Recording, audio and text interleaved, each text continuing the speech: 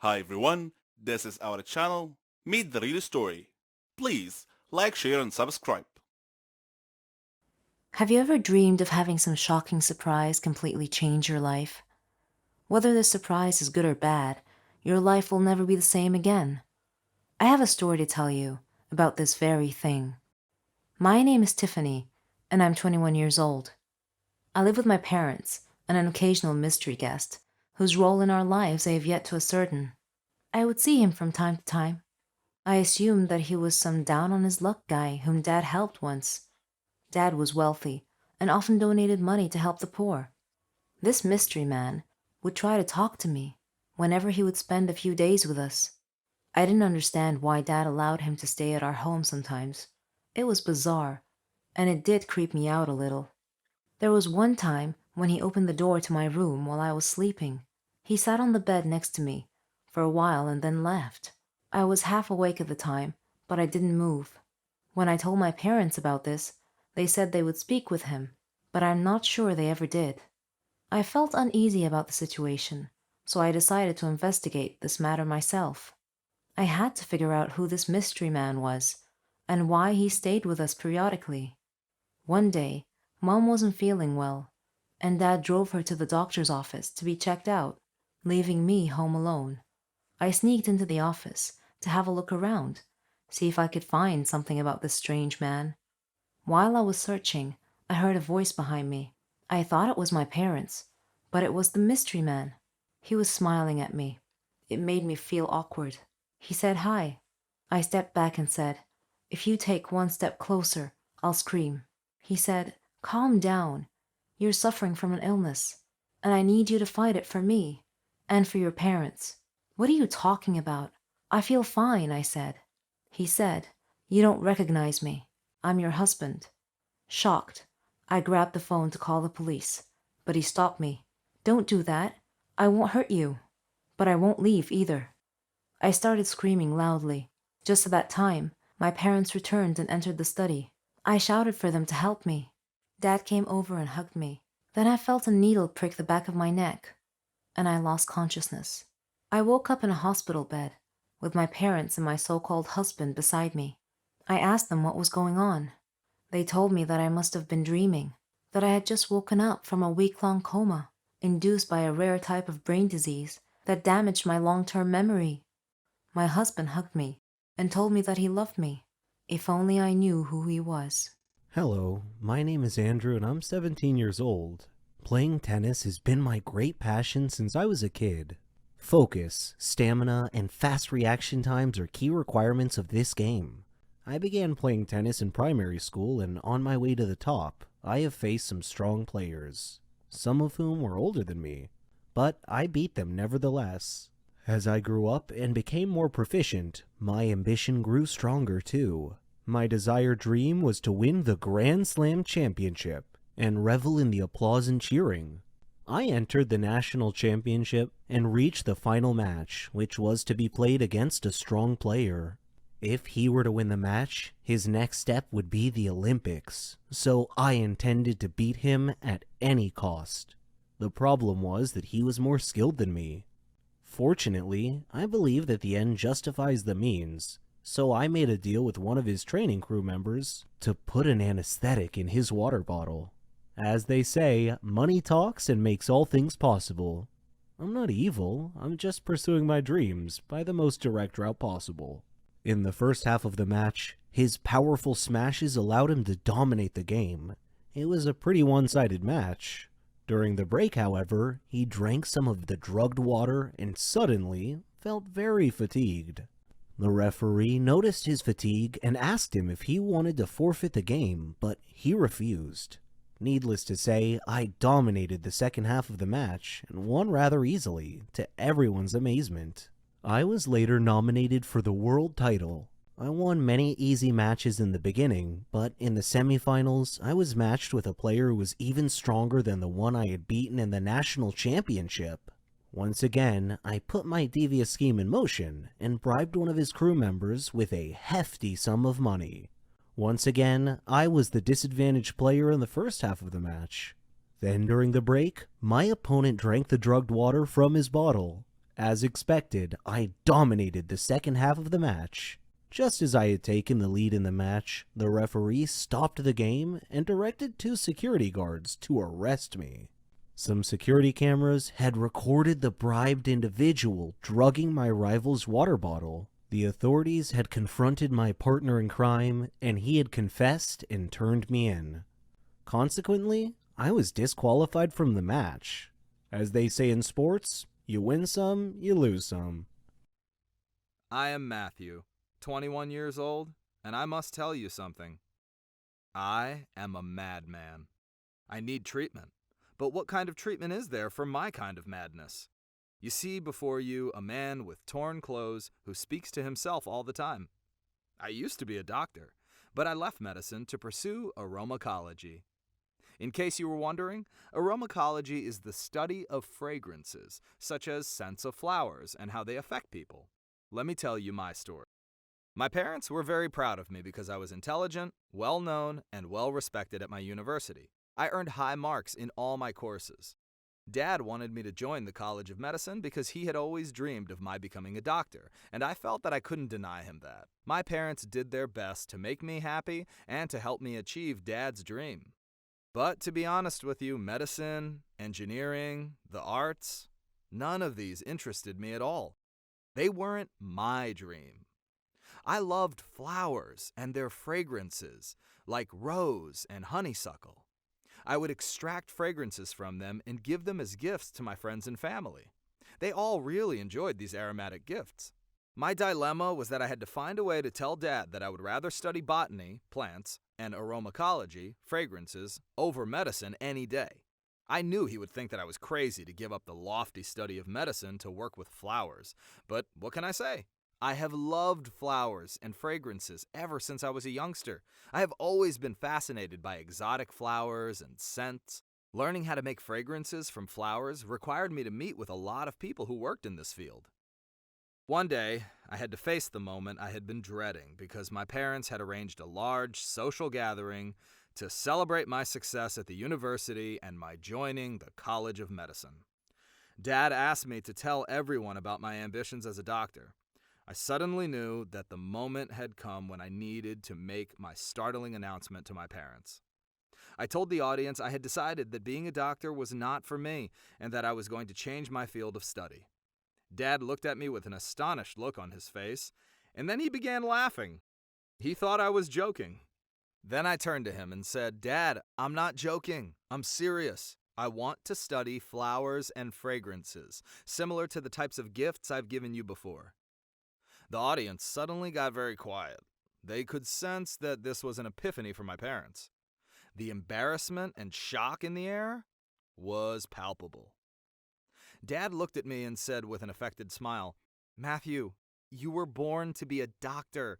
Forget all this nonsense about silly flowers." A little testily, I said, "Dad, extracting fragrances from flowers is not silly." Dad said, "Bah, forget about that." The party spirit was somewhat subdued after this testy exchange.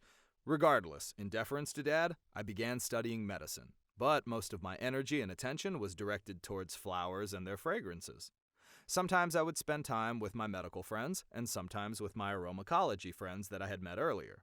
I spent my first year in medical college earning high marks as usual, but I had no passion for it. It neither excited nor interested me. There came a day when I had had my fill of medical studies and just couldn't take it anymore. So I decided to leave the College of Medicine to pursue my true passion, flowers and fragrances. When I told Dad of my decision, he was very upset, cursing at me and accusing me of being mad, insane, crazy. I repeated that I had zero interest in medicine and stated that the true madness was sticking with a field that I really didn't like at all. I moved away from home and stayed with a friend for a while before finally renting and moving into a small apartment. I faced a lot of obstacles in the beginning, but I didn't give up. I set up an arboretum by planting some flowers and nurturing them. I was working on a rare kind of fragrance extracted from a variety of flowers. I had to travel to obtain these specimens. My product fragrances weren't successful at first, but I persisted. Initially, I offered my fragrance products to various factories, but all refused my offer. So I continued in my studies. I worked in many different places. In the evenings, I would spend all my free time doing my experiments. Over time, I grew more proficient in producing unique fragrances. Then one day, I received a phone call from a famous factory. The factory owner told me that he might be interested in working with me, so I sent him some samples of my work, and they delighted him. And I was delighted that he was delighted. Thus began the lucrative stage of my new endeavor. I started earning a decent income and achieved a modicum of success in the end. After a while, I called Dad and asked him to forgive me, and he did, finally realizing that my passions were not necessarily his passions, and that I must pursue what I enjoyed the most. I have my own factory now. I achieved my dream in the end. My advice to you, the readers, is never to give up when pursuing your dreams. With persistence, you will be successful one day. So what do you think? Was I a madman to give up medicine for aromatology? Was I a madman to give up medicine for aromatology? Most people dream of being rich and famous with a happy family, a prestigious job, and a huge villa.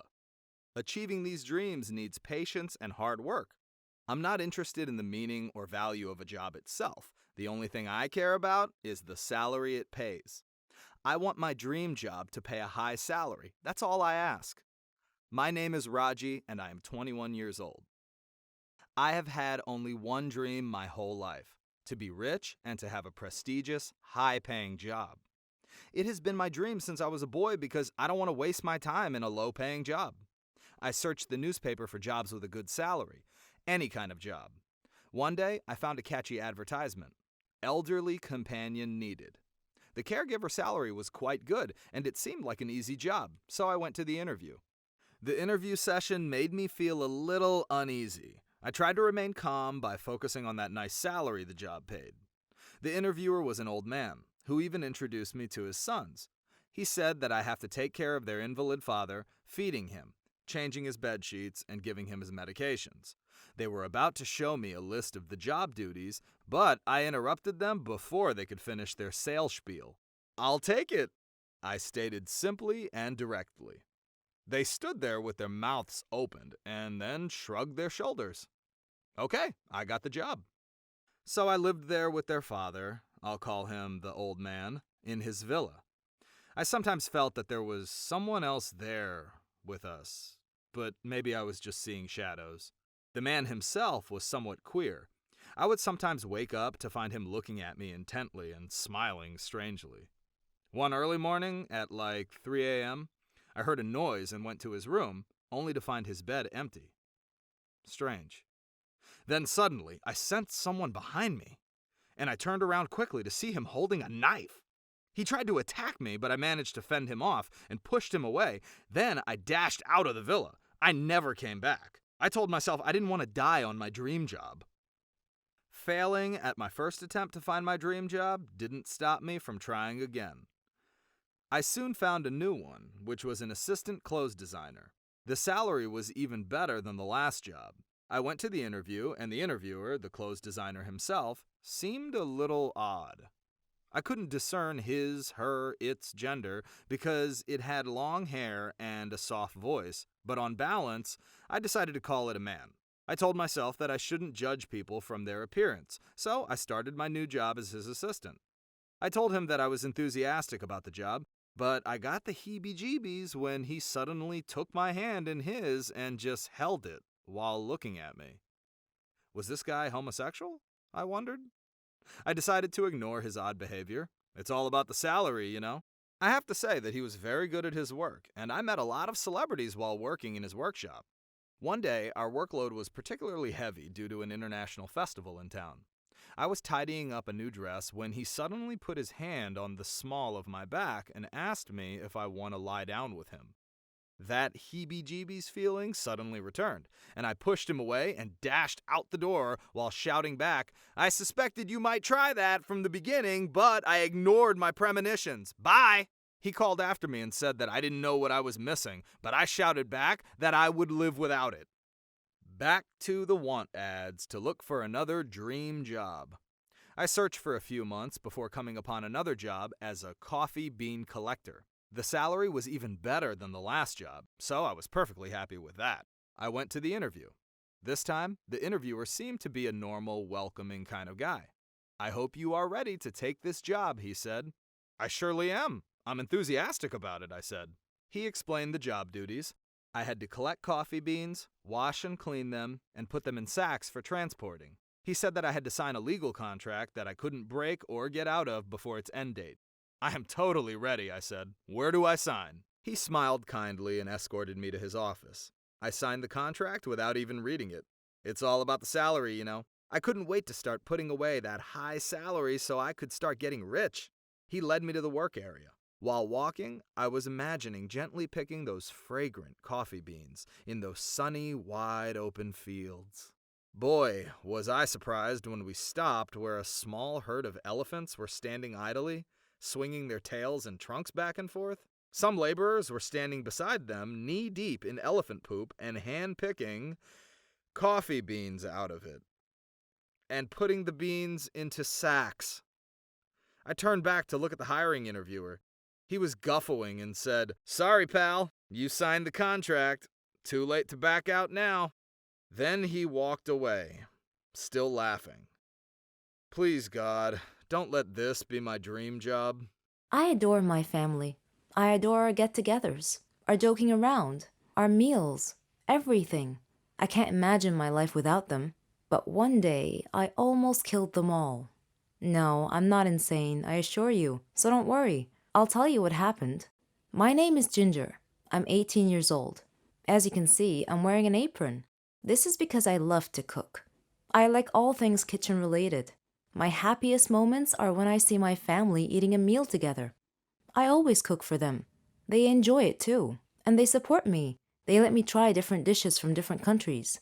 I like to listen to their opinions about my cooking skills. I'm also addicted to cooking programs. One day, my cousin Charlotte came to visit before Thanksgiving Day.